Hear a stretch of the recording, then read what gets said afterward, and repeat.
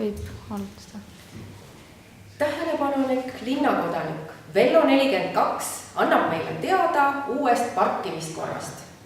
Vello parkis õhtul oma sussi kenasti aknalauale, et päkapikud saaksid kommi ja muud head paremat sinna sisse tuua. Hommikul läks vaatama, kommi polnud. Oli hoopis ühistranspordi trahvikviitung. Ja akna taga passisid 2 õnnelike nägudega kontrollööri. Vello küsimuse peale: kodanikud, mis toimub? Vastas kogukam ametnik. Linnavalitsuse uue seaduse alusel ei kuulu aknalauad enam korteri juurde ja see on nüüdsest munitsipaalmaa.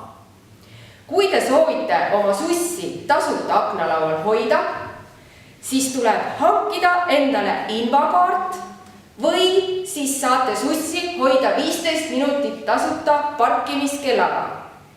Üldjuhul muul ajal kehtib tavatariif. Tänan tähelepanu.